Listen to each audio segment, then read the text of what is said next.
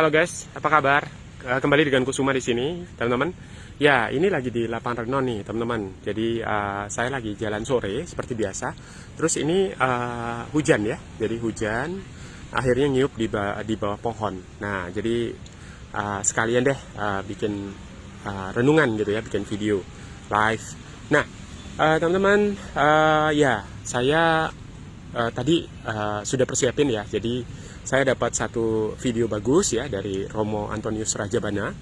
Awalnya karena saya baca bukunya, kan di video beberapa sebelumnya yang saya unboxing, saya dapat 4 buku dari Bapak Romo ya.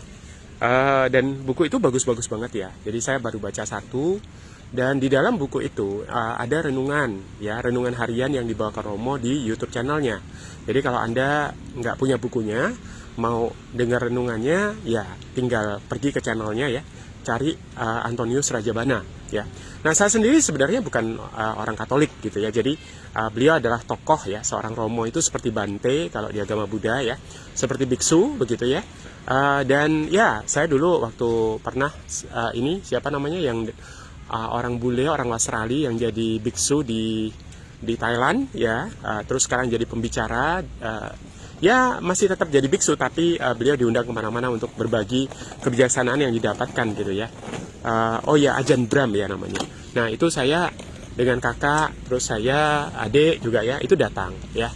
Nah kakak saya, adik juga bahkan bukan Christianity gitu ya, bukan Kristen, bukan Katolik juga. Tapi nggak masalah gitu ya, karena ada banyak kebaikan ya, ada banyak kegembiraan gitu ya. Sampai kita bingung ya, kok bisa ya seorang Bante atau biksu atau Romo begitu ya, hidupnya tuh penuh damai gitu kan, sukacita. Padahal bisa dikatakan mereka hampir nggak punya uang gitu ya. Kalau mereka tinggal di sebuah rumah, ya rumah itu juga disediakan ya, oleh istilahnya itu oleh paroki begitu ya, disediakan mobil, disediakan gitu. Tapi bukan mobilnya. Jadi istilah mereka itu kata Romo itu atlusum. Atlusum itu artinya bukan hak milik, jadi hanya dipinjamkan. Udah gitu masa penugasan juga nggak terus-terusan di satu tempat gitu ya, jadi berpindah-pindah, bisa ke Kalimantan gitu kan, sebentar ke Surabaya gitu. Jadi mereka dibuat untuk tidak terikat, teman-teman ya, jadi tidak di attach ya, tapi istilahnya itu detach, jadi tidak terikat. Nah kalau kita lihat ya, kenapa sih seringkali kita nih bersedih gitu ya, merasa kehilangan, kemudian hancur hati gitu kan, seringkali karena kita terlalu terikat dengan sesuatu ya, apakah dengan pasangan ya, misalnya pasangannya nggak ada orang yang nggak bisa terima ya, mereka merasa aduh kalau Tuhan tuh baik, kenapa kok suami saya diambil gitu ya. Nah mereka terus bertanya-tanya gitu, kadang-kadang nggak bisa move on. Nah atau kadang-kadang mereka berpisah dengan putra-putrinya ya, entah apakah diambil Tuhan karena sakit gitu ya, atau apakah karena mereka berpisah gitu ya, terus mereka nggak bisa lihat putra-putrinya, dan ini tentu saja menyebabkan satu kesedihan gitu ya, satu kekecewaan. Nah jadi kalau kita pikir-pikir gitu ya, kenapa bisa begitu ya, karena kita terikat ya, karena rasa memiliki yang begitu besar gitu ya, padahal semua yang kita miliki ya, mau bisnis gitu ya, mungkin ya kita kehilangan uang ya, atau tertipu misalnya ya, atau usaha yang kita jalankan gagal total gitu kan, gagal bayar, bangkrut misalnya. Nah maka kita bisa sangat-sangat bersedih ya, mungkin kehilangan pekerjaan ya, mungkin tidak harus se ekstrim itu, tapi hanya sekedar kehilangan pekerjaan, mungkin kehilangan kesehatan gitu ya, apalagi di zaman seperti ini gitu ya. Jadi seringkali kita merasa sedih ya, merasa kecewa ya, kenapa ya kok seperti itu gitu, ke hidup saya seperti itu. Nah sebenarnya pada saat-saat seperti itu ya, adalah saat-saat yang terbaik gitu ya, sangat baik untuk kita kemudian gitu ya, mencari makna ya, mencari makna dan juga hikmat gitu ya.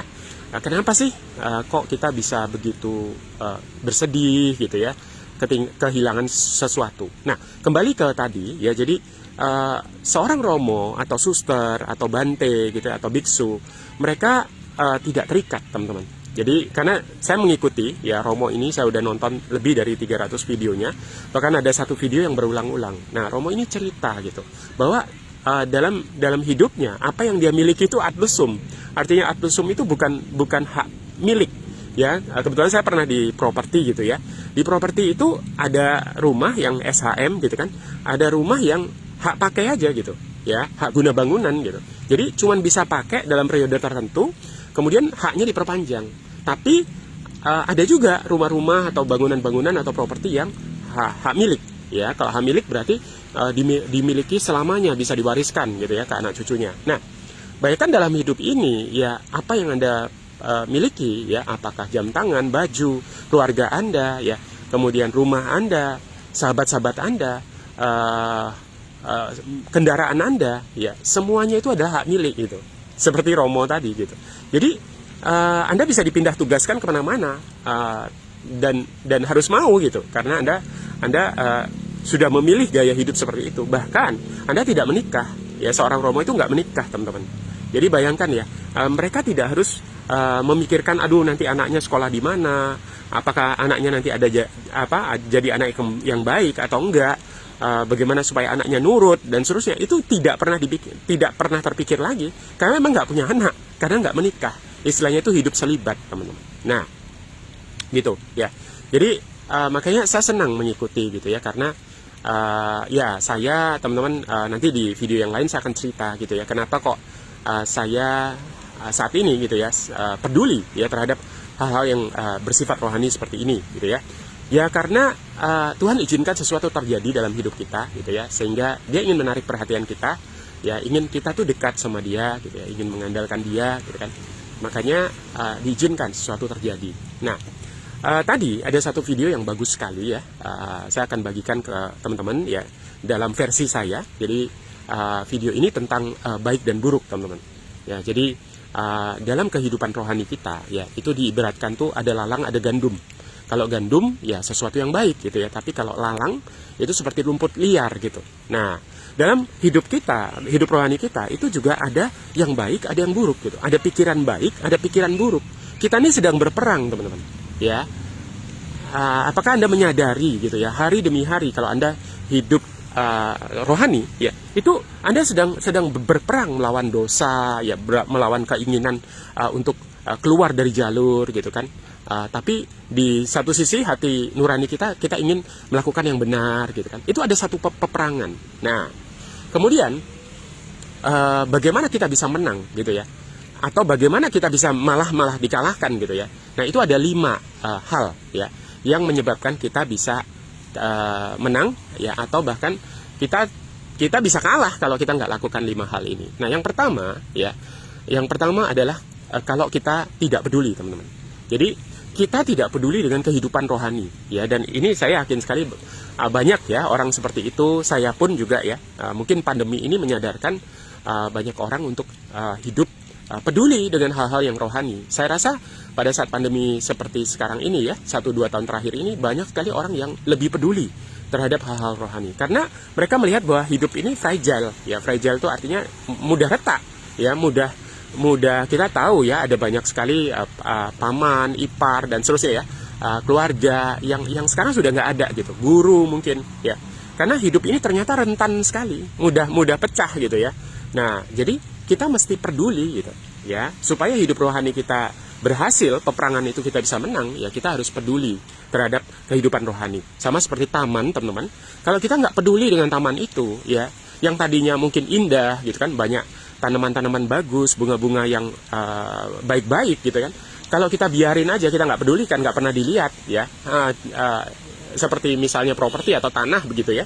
Kalau kita nggak pedulikan, dibiarin bertahun-tahun ya, yang tumbuh apa gitu ya, tentu hal-hal yang bisa ular ada di situ ya, bisa kalajengking ada di situ ya, bisa bahkan masuk ke dalam rumah kita kalau kita tidak pedulikan. Nah, begitu juga kalau kita nggak pedulikan kesehatan kita ya, kehidupan rohani kita. Saya pernah dengar ya bahwa kemana energi kita mengarah ya, fokus kita mengarah, energi kita juga akan mengarah ke sana ya. Jadi where the focus flows gitu kan, energy goes gitu ya, kurang lebih seperti itu ya. Jadi jelas ya, yang pertama karena tidak peduli. Ya, saya rasa masih banyak ya orang-orang yang dan itu nggak masalah gitu, karena saya juga dulu pernah seperti itu ya. Semoga dengan video ini ya Anda bisa lebih diingatkan gitu ya, bahwa ada loh ya yang menyelenggarakan hidup kita ini ya, bahwa Tuhan tuh baik ya, Tuhan tuh peduli terhadap kita, Tuhan tuh sayang sama kita, dan Dia seringkali izinkan ya sesuatu terjadi dalam hidup kita untuk menarik perhatian kita ya. Kalau di kami ya ada kalimat seperti ini. Jadi kita tahu sekarang ya bahwa Tuhan itu mengizinkan gitu loh ya, sesuatu yang buruk terjadi ya, sesuatu yang nggak enak terjadi dalam hidup kita. Tapi kalau kita mengasihi Dia ya, Tuhan bisa jadikan itu sesuatu yang berharga ya, sesuatu yang bisa membuat kita malah lebih baik. Padahal sesuatu itu nggak baik gitu ya, nggak asik gitu kan, menyedihkan bahkan ya, tapi Tuhan bisa merubahnya menjadi kebaikan kalau kita mengasihi Dia, kalau kita mencari Dia. Nah, itu yang pertama, tidak peduli. Yang kedua, teman-teman, adalah tidak percaya ya. Jadi tidak percaya. Nah, ini menarik nih teman-teman ya, karena saya juga tahu gitu ya, ada orang-orang yang tidak percaya ya. Nah, tidak percaya ini bukan berarti nggak percaya Tuhan, itu juga satu hal gitu ya, tapi juga nggak percaya pada janji-janjinya ya. Ada yang namanya firman Tuhan gitu ya. Jadi ada di agama apapun ada buku kitab ya, ada buku janji Tuhan gitu ya, ada buku firman. Nah, di situ penuh dengan janji-janji dari Tuhan, dan saya sering diingatkan bahwa sering membaca, sering mendengar gitu ya, bahwa janji Tuhan itu tidak pernah tidak ditepati, karena Tuhan itu bukan manusia gitu. Kalau manusia, mungkin pemimpin kita, mungkin orang-orang yang kita look after gitu ya, atau kita melihat lebih orang itu, kadang-kadang mereka bisa lupa ya, mereka bisa ingkar janji.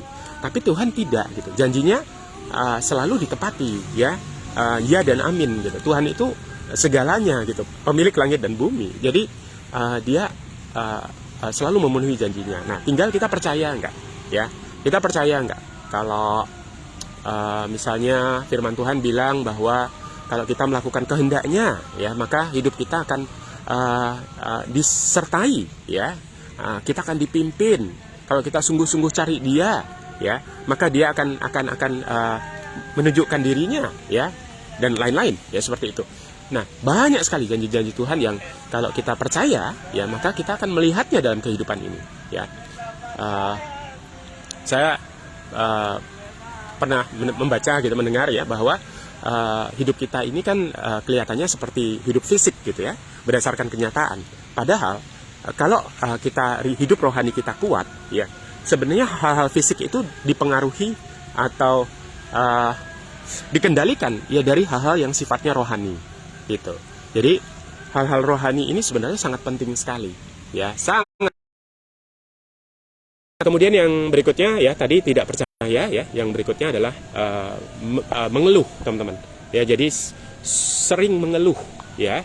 Nah, itu kalau di cerita kami ya, di apa yang disampaikan Romo ya, ada satu bangsa ya, jadi di bangsa ini adalah bangsa yang sebenarnya Tuhan mau keluarkan gitu ya dari perbudakan, dari jadi bangsa ini merasa bahwa mereka itu adalah hamba atau slave ya. Jadi slave itu apa ya, budak begitu ya. Dan itu diibaratkan hidup kita teman-teman. Hidup kita ini manusia ini seperti budak dosa ya. Banyak sekali orang ya yang tidak bisa lepas dari keterikatan dosa.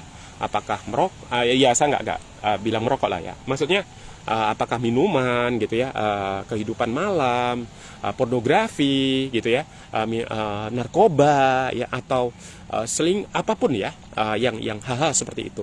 Jadi manusia ini seperti suku tadi gitu, yang Tuhan ingin bawa keluar ya dari perbudakan itu menuju ke tanah yang dijanjikan gitu ya. Tapi butuh mental yang berbeda gitu, dari mental hamba menjadi mental pemenang gitu loh.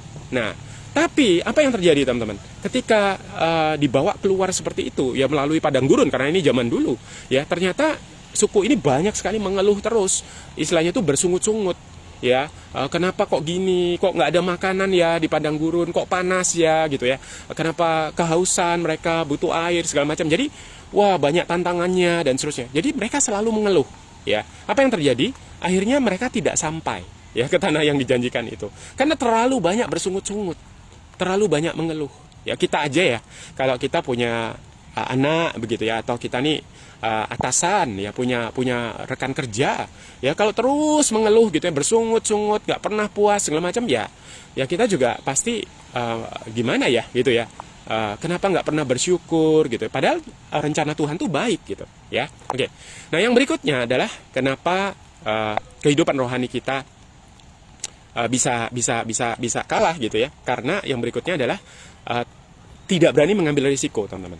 Ya, jadi saya melihat ya ada orang-orang yang tidak berani mengambil risiko. Nah, kebetulan saya tadinya adalah seorang pengusaha gitu ya, pebisnis gitu kan, suka marketing, suka jualan gitu kan. Jadi biasanya ya pebisnis itu adalah orang-orang yang suka tantangan, ya, nature-nya seperti itu. Jadi berani mengambil risiko, ya, tidak berada di zona nyaman terus-menerus gitu. Jadi dalam hidup ini ya kita perlu berani keluar, berani mengambil resiko, teman-teman. Saya waktu tadi menuju ke Renon ini, ya saya harus melewati lampu merah. Saya bahkan nggak yakin apakah hujannya ini akan deras atau enggak, gitu kan. Jadi selalu ada resiko dalam hidup ini, ya. Nah, begitu juga ketika saya mau buat renungan seperti ini, ya, mau buat video seperti ini. Ya, ketika saya mengambil keputusan, ya, yang tadinya sukanya tiap hari dengerin video motivasi, ya, nggak ada yang salah dengan video motivasi, teman-teman. Ya, suka video-video bisnis, ya, terutama berbau online misalnya, ya, berbau digital, ya. Sekarang saya lebih banyak mendengarkan video-video rohani, ya, baca buku tadi, ya, dengerin renungan-renungan, ya, berdoa dan seterusnya seperti itu, ya. Itu tampaknya beresiko, teman-teman.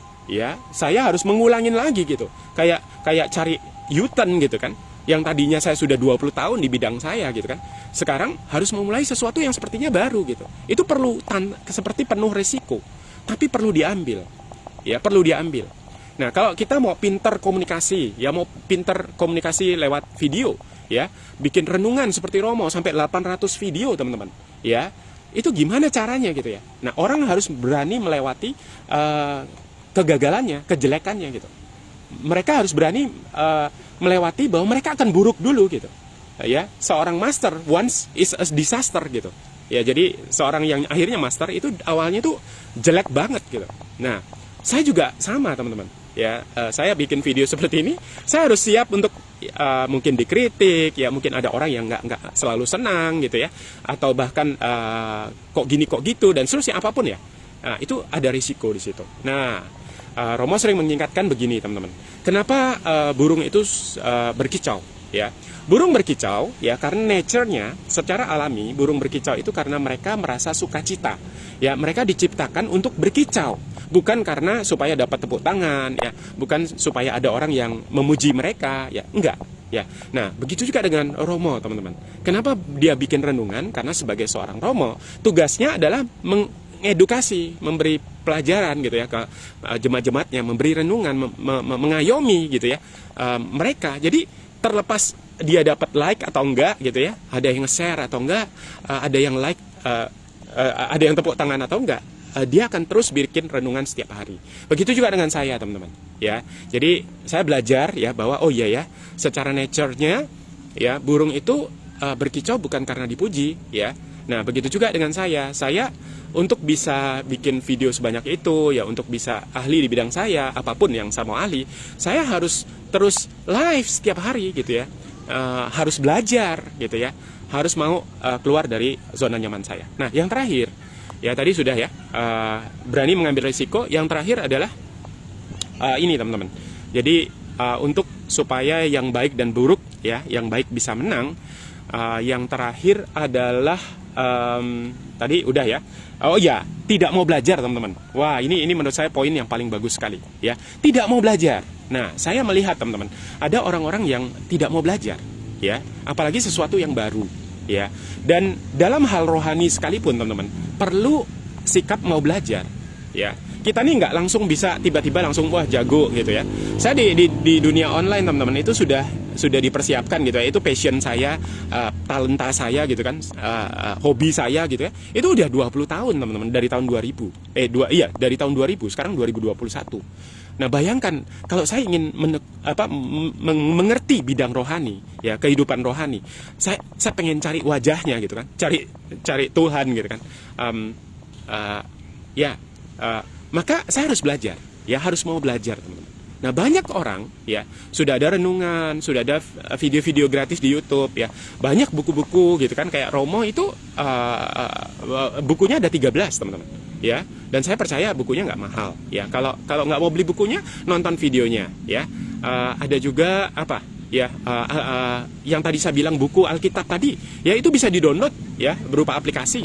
Bayangkan berapa banyak orang yang punya ya, tapi apakah mereka semua membacanya? Ya enggak, ya. Jadi enggak banyak yang benar-benar mau membacanya dan seterusnya. Jadi diperlukan sikap mau belajar. Ya, dalam bangsa tadi itu yang Tuhan bawa keluar tadi, mereka harus belajar untuk tidak bersungut-sungut, belajar untuk percaya, ya, mengikuti pimpinan pemimpinnya gitu ya. Untuk keluar itu kan ada pemimpinnya. Belajar untuk percaya sama Tuhan, ya, belajar untuk mengandalkan Dia, ya, menyerahkan kehidupannya kepada Dia. Itu perlu belajar, ya. Nah, seperti itu teman-teman.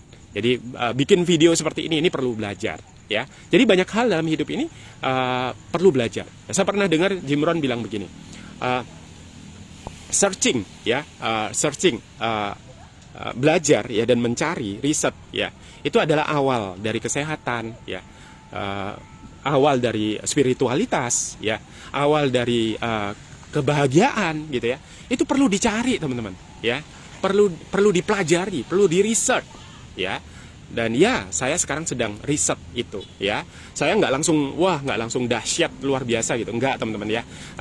Saya sedang berjalan ke arah itu ya. Saya sedang riset, saya sedang belajar setiap hari ya, untuk semakin mengerti ya tentang bidang ini ya. Saya perlu punya mentor gitu kan, perlu punya buku-buku pendukung ya, perlu punya buku pegangan gitu ya. Saya perlu apapun lah ya yang harus dilakukan ya, saya harus belajar semua itu gitu ya, supaya saya bisa akhirnya bisa mengarahkan ya, bisa mengajarkan, bisa membimbing seperti yang dilakukan oleh Romo ya. Gitu teman-teman ya. Sekarang saya jalan dulu. Sekian, senang sekali bisa sharing dengan Anda. Saya akan muncul lagi gitu ya, karena setiap hari saya sudah bikin komitmen untuk live selama minimal 30 hari ya. Setelah 30 hari bisa lanjut ke 90 hari dan bisa selebihnya ya. Oke, Tuhan memberkati, salam dahsyat.